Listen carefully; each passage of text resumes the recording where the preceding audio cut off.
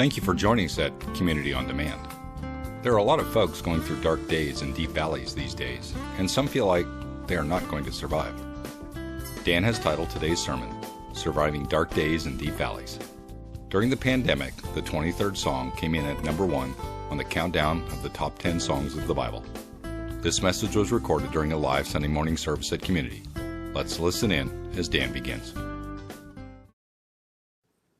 You know, when Gayla and I first started out in ministry, we kind of had a rough go of it. In fact, the first 3 jobs that we had, God really blessed what we were doing in ministry, but it was disastrous to our family. We were abused and betrayed and hurt and wanted to quit, and thought, my goodness, we thought ministry would not be this hard.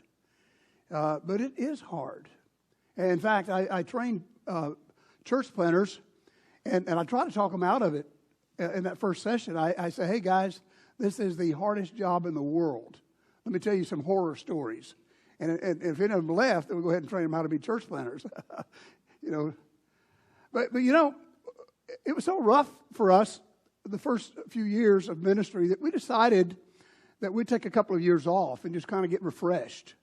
And so we went back home to my hometown of Midland, Texas, and decided to work for my dad. He had an oilfield service company, and so we decided that we'd just take off some time and we just work, in the regular world and just volunteer at church. That's what we're going to do, And so we didn't have a house or anything, and so Dad bought us a mobile home, a manufactured trailer, and put it on his oilfield service yard with some other trailers out there that we're renting, and that was it. We're going to rest for a while, And so her folks came and visited us while we were there, and I was on call that weekend, and so we sat down for dinner, and the phone rang. And on the other end of the phone was my dad. He said, hey, one of our crews is broken down about 40 miles from town, and you really need to go and check on them. So, okay. It's dinner time, And so I get up from the table. I get my pickup truck, and I drive out 40 miles. And there our crew was. They were building tank batteries for Diamond Shamrock, and what had happened is, I guess they left the radio on or something, but they run their battery down. And so I just jumped them off. I just, did the battery cable thing and got them going again. And it's getting dark now, and I went across the cattle guard and back 40 miles to the house. And when I walked in, the phone was ringing. It was my dad again. And he said, did you go out there and boost them off? I said, yes. And he said, well, they're calling in again. They're broke down again. And I said, you've got to be kidding. Why didn't they call me? I've got a radio. I got a low band radio. And what had happened is one of the crew had gotten in my pickup truck and turned the radio off to start the battery, and then I had no communication. So, okay. So I get back in the pickup truck, and I'm driving 40 miles. By now, it's dark 30, okay? Probably 9:30, 10 o'clock at night. And I'm tired, I'm frustrated, I'm aggravated to these guys. My wife's family's there, and we're supposed to be visiting, and I'm driving around this lonely road in the middle of the night, about 40 miles from home, and in the headlights is what looks like a black Angus cow broadside in the middle of the road and just looks at me and stares. I'm thinking I'm having a hallucination because you know what happens when you have sleep deprivation. Sometimes you see things, and I've done that before, and I thought, this is not real. About a half a second later, I realized it was not a hallucination. And I'm sitting there after the crash, and I'm thinking, what if your pickup truck catches on fire? What if your legs are crushed and you can't feel it? I begin to panic, What if you die? And so with all of my might, I took the handle of the door and I just hit it as hard as I could to open the door just in case I was trapped. And of course, my legs weren't crushed. I wasn't trapped. I wasn't on fire. And I just tumbled out on the pavement out there, That felt stupid. And I got up to go and see if the battery was okay, but so I could call for help. It was shattered. And I'm several miles from the interstate, and there's only one thing to do, and that's start walking back to the interstate. And so, I start walking back toward the interstate. I mean, it's miles and miles, and it's a dark, lonely road. By the way, the cow did not survive the accident, okay? Poor cow. Ugh.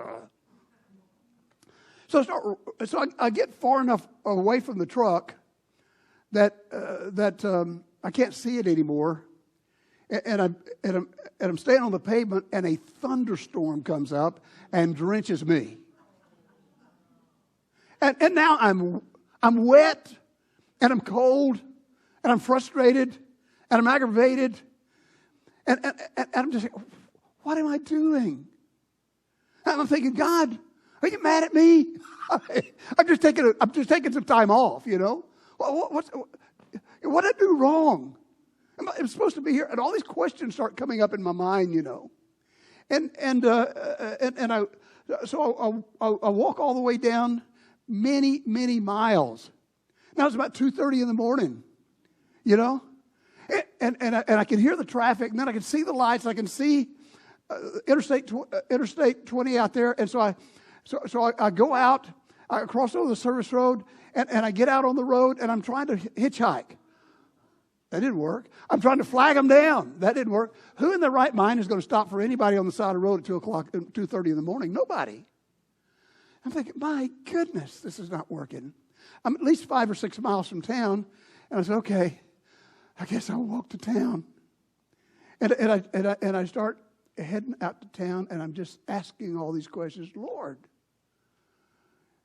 didn't I surrender to the ministry full time? What are you doing this? What's going on in my life? That was a dark day in a deep valley in my life. But you know what? It wouldn't be the last.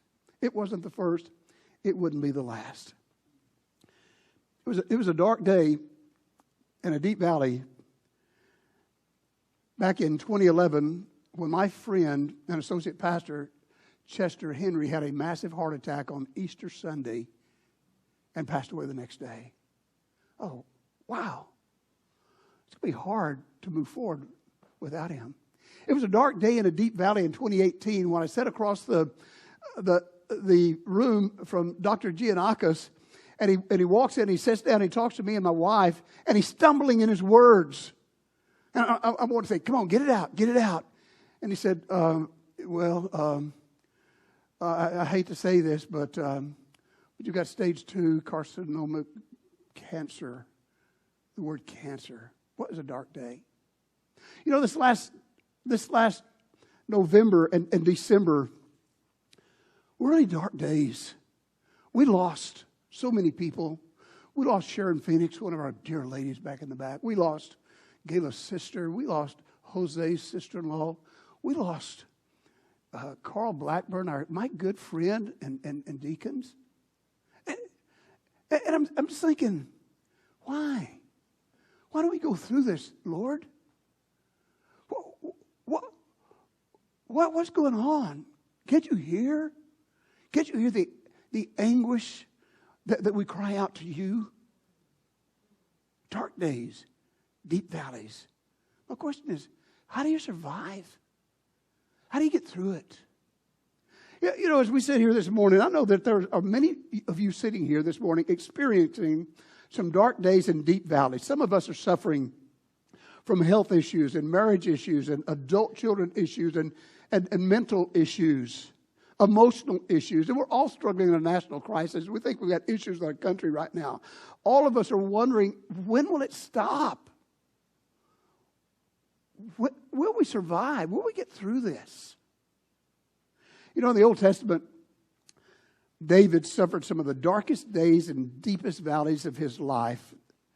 In fact, that anyone could ever imagine. His baby boy died. His daughter was sexually molested by a family member. His oldest son was murdered. His talented son rebelled against him and tried to overthrow the kingdom and tried to kill his own dad.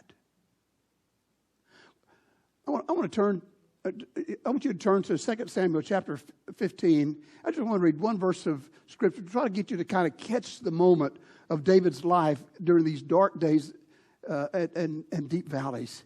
Here it says in verse number 30, so David went up by the ascent of the Mount of Olives, and he wept as he went. And he had his head covered, and he went barefoot. He had a meltdown. He lost it. And he was weeping and crying as he's fleeing the city to the east, over the Mount of Olives, through the Judean wilderness, either through or by Jericho, across the Jordan River to Ammon, weeping the darkest day, the deepest valley of his life. You know, we don't know exactly when David wrote the 23rd Psalm. There are some hints and some evidence that it might have been during this time, as you'll see in just a moment. But this psalm, the 23rd Psalm, came in at number 1 during the pandemic of the top 10 songs in the Bible. And this psalm shows us how God provided David with rest, refreshment, restoration, and righteousness on the deepest valley and the darkest day of his life. Let's dig into Psalm 23 and take a look at it. First of all, the very first part says, the Lord is my shepherd, I shall not want. He makes me lie down in green pastures. Do you see what it says? It didn't say he let him lie down. It said he made him lie down in green pastures. You know, David was one of the most engaged men in the Bible. He was a warrior, a songwriter, a rock star, a statesman, a politician, a romantic, and a millionaire. He did everything all the time. He was on the go 24/7. And here it says God made him sit down, lie down, and rest in green pastures. You know, one of my favorite stories in the Bible is Elijah. He was a lot like David. He's a lot like me. He runs 24/7. He doesn't stop. You know, it's kind of an addiction. You know, and Elijah, he was a pastor. He was a prophet. He preached. He prayed. He just was on the go all the time. And one day, he just ran out of soap. One day, he had a meltdown. And a little bitty thing in his life was the straw that broke the camel's back, and he just quit. He took off running, and he ran, and he ran, and he ran. And he just kind of collapsed at Mount Oreb. And the angel of the Lord came and said, "What are you doing here?" And he just got up and he said, "I can't take it anymore. Nobody's serving you but me. And I just want to die." That's my translation of that version, but that's exactly what he did. And I love the counsel that the Lord gave him. He said, "Well, Elijah, I baked you a cake over there. Go eat that cake, and here's some water and take a nap." Great counsel. And he did, and he woke up. And then he remembered, and he did the same thing. He ran again, and he ran over to Mount Oreb. Maybe he was thinking about jumping off the cliff. I don't know. He said, I can't take it anymore. I'm the only one that's serving you. And they're seeking my life. And I'm done. It's better for me to die. I just want to die. And the Lord said, "Okay. Oh, by the way, I made you another cake over there. Go eat another cake, drink some more water, take another nap." You know, sometimes, folks, we just need to eat cake and drink water and take a nap, right? I love that. In fact, if you come for counseling to me this next week, guess what I'm going to do? I'm going to bake you a cake, you know. You know, during the darkest time of David's life, one of the things that he needed most was to quit working, escape, lie down, and rest. And that's what will happen as he goes across the Jordan and stays over in Ammon. God made him lie down and rest. Great advice. Second thing he did is he led him to refreshment. Look in second part of verse number 2 there. It says, "He leads me beside still waters." You know, the escape route that David took and his men took was probably some of those barren land in the Judean wilderness. You go over the Mount of Olives, and you get out in that wilderness, and it is barren. And I watched a video in preparation for the sermon. I wanted to see exactly what it was like, and so there were some people that were going to hike from Jericho to Jerusalem along that route, and it was rough. But what was cool is that along this route there are some springs and some pools of water. And these travelers, they came to one of the pools of water, man, they just took their shirt and pants off and just jumped in the water. They drank some of it, but they jumped in and swam in it too, you know. I mean, it was refreshing. And so this is a hint that maybe this is the route that David took, and maybe this is when he wrote this psalm. But I want to go back to this particular time in 2 Samuel chapter 16, and I want to read a passage to you there about David and his men. They're on this route. It says, "Now the king and all the people who were with him became weary, so they refreshed themselves there." Still water, pools, springs. Now, not only was that refreshing to them, but God brought people in David's life. There's a man by the name of Ziba. He was a servant to one of Saul's sons. And as David is fleeing and weeping and covering his head and going barefoot, Ziba comes up with a donkey.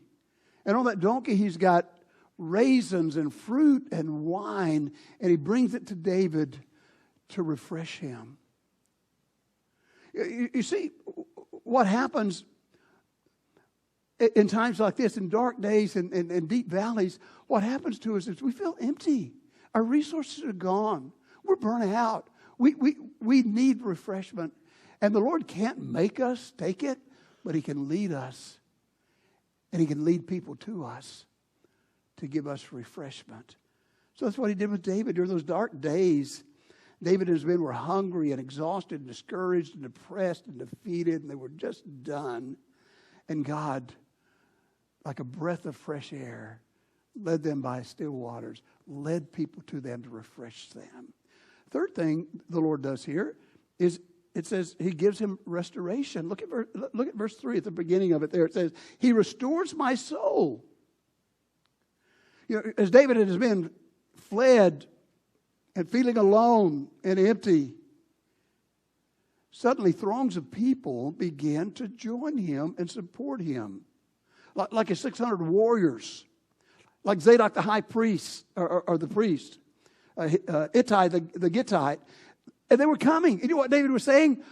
Y'all don't come with me. Go back. Don't. And they said, no, we're going to go with you. And they came. This word restore, it has the idea of reestablishing. It has the idea of building back up, replenishing. And He said, He restores my soul. And if you think about it, just a few weeks earlier, David was sitting as the king of all of Israel, and now he's fleeing through that Judean wilderness. There in 2 Samuel 15:23, it says, And the king himself also crossed over the brook Kidron, and all the people crossed over toward the way of the wilderness, restoring him.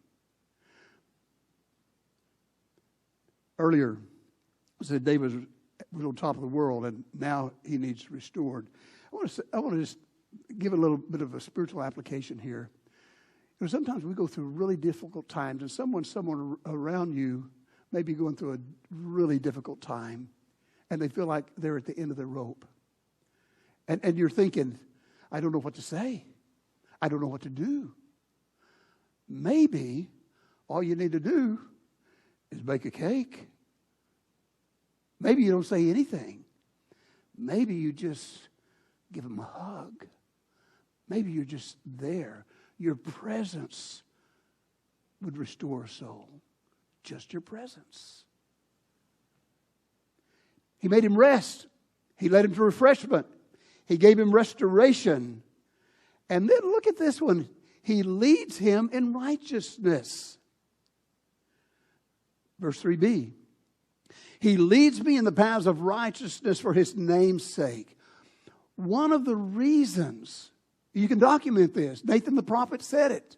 One of the reasons that David is going through a deep valley and dark days is because what he had done is he had begun to veer off of that path of righteousness.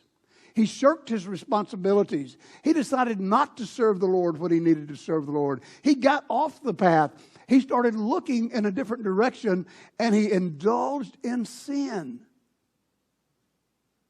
Insomuch that he conspired to have a man killed.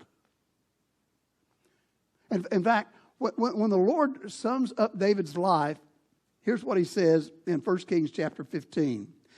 David did what was right in the eyes of the Lord and had not turned aside from anything that he commanded him all the days of his life, except in the matter of Uriah the Hittite. You know who Uriah the Hittite was? Bathsheba's husband. Dark days, deep valleys. We're all going to go through them. And sometimes we're going to go through them because we have gotten off the path that the Lord has us on. We veered and we've gotten out from under God's protective umbrella. And so what does he do here? He leads him back. Go through the dark valley, go through the deep valley of the dark day to get you back on the paths of righteousness. So, the thing is, some of us, many of us, right now, going through dark days, deep valleys. So the very first thing that we should do is, I think, is make a personal assessment of our lives. Lord, am I on the path of righteousness? Am I walking the right way? And if he convicts us of anything in our lives, then we need to go to Psalm 51 and read that. And that's true repentance right now. And say, Lord, you got me. You got me. I'm sorry. I need to get back on the right path. Or it may not be that. Maybe you're just going through a difficult time because it's a time of testing in your life. And so, again, when we're going through dark days and deep valleys, what do we do? How do we survive? How do we get through it? Well, David finishes this psalm out by giving us 4 truths that will help us survive dark days and deep valleys. And I want to go through those truths with you right now. Truth number 1, he will come to us in our deepest valley. Look at verse 4, first part. Yea, though I walk through the valley of the shadow of death, I will fear no evil because you are with me. As David is on this road to Jericho toward Ammon, he will literally pass by or go through a dark, deep valley about 1,700 feet below sea level that is literally called the Valley of the Shadow of Death. That's the name of it. On our way, on our trip to Israel in 2012, our tour guide, whose name is Ken, he was on the bus. Moses is driving the bus. Ken is leading it, and he has the bus to pull off the side of the road. It looked like in the middle of the desert. He got us all to get out of the bus. And he walked us over, and I said, I hope he's not going to take us on a hike. This does not look good, you know. And he didn't. He just took us up to the edge of the road, and he pointed. And he said, this right here, these are some of the most barren wilderness in all of Israel. He said, this is probably the wilderness that Jesus went into in his 40 days and 40 nights of fasting and prayer. He said, way over there, you can barely see it, but there's a valley called the Valley of the Shadow of Death. And that's probably the valley that we get the Good Samaritan story from, where there's thieves, where there's dangers, where there's wild animals. And I love this passage of Scripture. It says, even though that is happening, he is with us. He comes and he's with us in our deepest valley. Second thing, And let me say something about this one psalm. This psalm is not only the number one song in the Bible, it is the number one psalm read at funerals, because it's at funerals that we go through our deepest valleys and darkest days. And that is the number one, the 23rd psalm at funerals that are read. So he will come to us in our deepest valley. Second thing, he will comfort us on our dangerous journey. Look at the second part of verse 4. Your rod and your staff, they comfort me. Most shepherds, and he is the good shepherd, most shepherds are armed with either a shepherd's staff or a shepherd's crook. And they use it as a weapon to defend from wild animals, predators, and thieves. And they're good at it. And they also use the crook on it in case one of the lambs gets caught on a cliff. They can reach down with a crook and pull the lamb back to safety. And here the psalmist is saying, this comforts me to know that the Lord, well, how does it comfort me that the Lord has this staff or this rod? I was talking to one of our men about some of our Bible studies there. And there's one guy, one of David's men by the name of Benaiah. I hope I said that right. I just called him Benny, okay?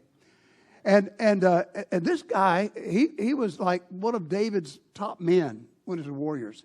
And it says, one day, he killed 2 lion-like men from Moab, warriors from Moab. I thought it was pretty good. And then another time it said he chased a lion into a pit on a snowy day and killed it there.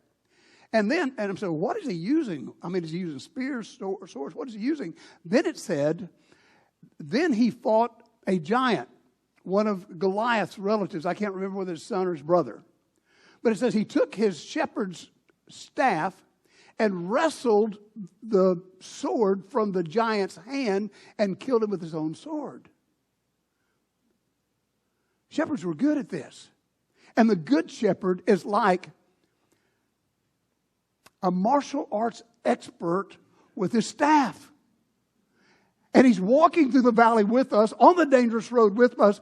And I'm just walking along and said, Lord, I think you can handle those demons and everything else over there. And it gives me comfort that he is with me and he has a rod and staff that comforts me. He's a spiritual giant that comforts us. Third, he will cater to us on our darkest day. Look at verse number 5. You prepare a table before me in the presence of my enemies. You anoint my head with oil. My cup runs over. I love John 14. It says, I go to prepare a place for you. And if I go to prepare a place for you, I'll come back and receive you unto myself. I love Isaiah 25:6. It says, the Lord of hosts will make for all people a feast. I've got it in my mind. Here's the picture I've got. The Lord is preparing a place for us. And he's preparing a feast for us. And here it says he's setting the table and catering to us when we go through deep valleys and dark days in the presence of our enemies. What in the world does that mean? Let's try to picture this. He's preparing a place, he's preparing a table, and I'm walking through a deep valley. And Satan, between here and there, is looking at me, walk through that deep valley, and the Lord looks down there and says, he's walking through a deep valley. I think he's going to get some filet mignon when he gets here, and he puts that on the table. I'm going to have to add a room to his house. Okay, this was a tough one. He gets 2 creme brulee desserts when he arrives, okay? I mean, on and on and on. And Satan trying to take me through the dark valley and the deep valley in the dark day and trying to get me to quit and trying to get me to stop. And the Lord just keeps piling it on. Okay, I'll do some more, and do more. And it defeats Satan. That's how we defeat. We don't give up. I love 1 Peter chapter 5. Not only does it give us rewards in heaven when we make it through those dark days and deep valleys, but look at what Peter says. But may the God, in 1 Peter 5:10, may the God of all ages who called us to his eternal glory by Jesus Christ, after you have suffered a while, perfect, establish, strengthen, and settle you. You know what happens when we make it through a deep valley, a dark day? It strengthens us. It establishes us in the faith. It settles us. The anxiety goes out the window. The fear flees because we know that He is with us. He's comforting us. And He's catering to us while all of this is happening. So He'll come to us. He will comfort us. He will cater to us. And then, lastly, He will care for us in His dwelling house. Look at verse number 6. Surely goodness and mercy shall follow me all the days of my life, and I will dwell in the house of the Lord forever. Here, there's a double blessing. Do you see it? Blessing number 1 is that we know that God's mercy and goodness will follow us all the days of our life. That's now. But plus that, we will dwell in the house of the Lord, and His mercy and His grace will follow us forever in His house. He continues to care for us. So when I go through a deep valley and a dark day, I can survive, and not only survive, I can thrive, because here in the 23rd Psalms, I know, as I'm going through this dark day and this dark valley, that He will come, comfort, cater, and care for me as I'm walking through that valley. Isn't that wonderful? Isn't that encouraging? And you know what? We will get through the valley. Let me take you back to that dark day that I killed a cow and wrecked my pickup truck, okay?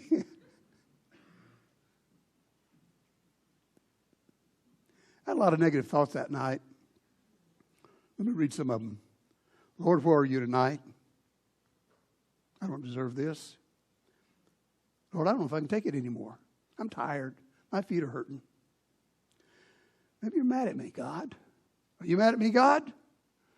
Maybe you're not listening to me. Maybe I just need to forget all this Christian stuff and go do my own thing. Maybe I'm just tired of it. Maybe I just need to start serving myself and quit serving the Lord. I had thoughts of discouragement, defeat, despair. As I walked along that feeder road on I-20, and I'm just thinking of these things, Satan is laughing, and the Lord is trying to figure out, do I put this creme brulee down? Do I take it back? Do I put it down? Do I take it back? What's going to happen, you know?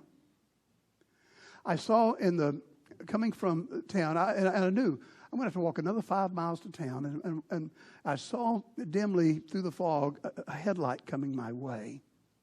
It got closer and closer, and I said, this is my only chance. And so as the car got close, I pretended to be injured. Oh. You know. And the car stopped. I don't know, what in the world were they doing driving down the road at 4:30 in the morning? I don't know. But they stopped, and the lady said, are you okay?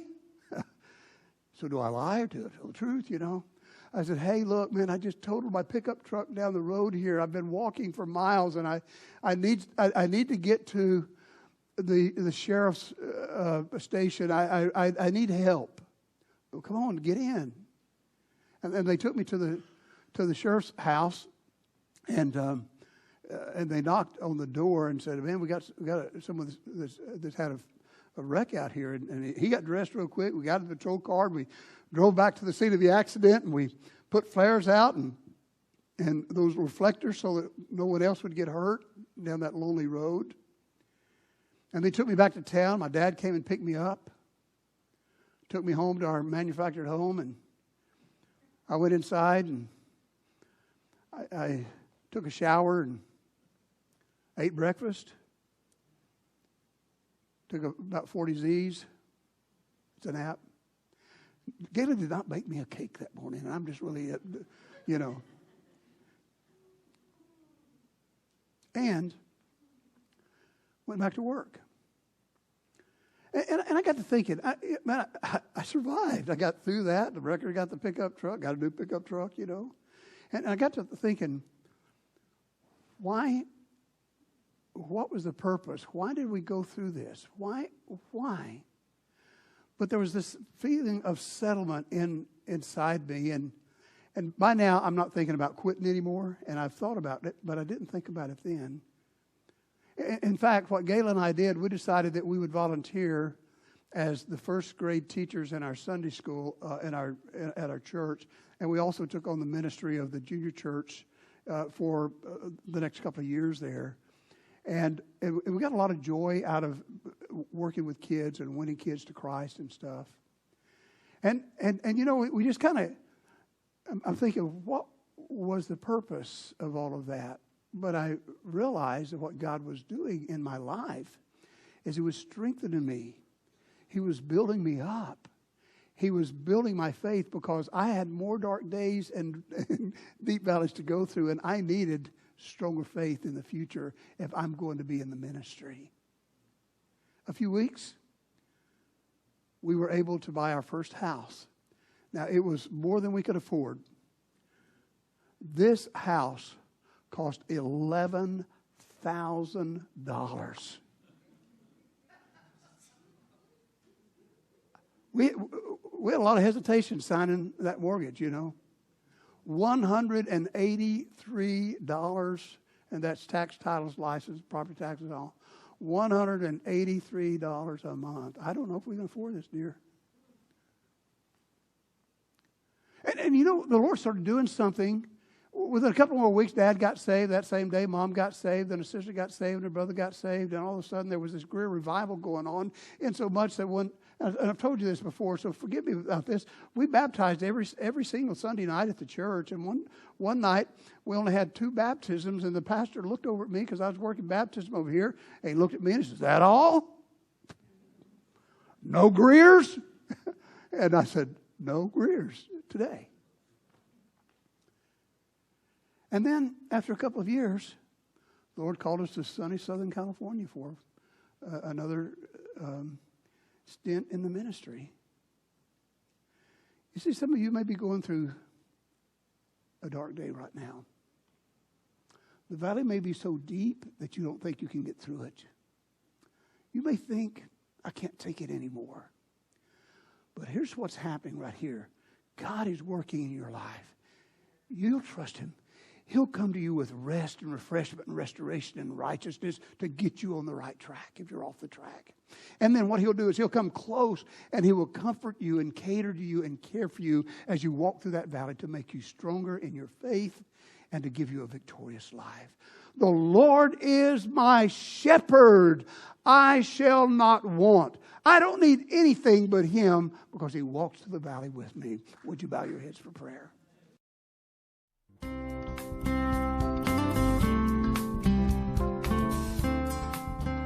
On behalf of Pastor Dan and the folks at Community, thank you for joining us today at Community on Demand. Feel free to share this link with others, and please know you are always welcome to be our guest during a live service any Sunday morning at our campus in the Woodlands, Texas. For more information, just click on the link www.cbcwoodlands.org. I hope you will again join us at Community on Demand.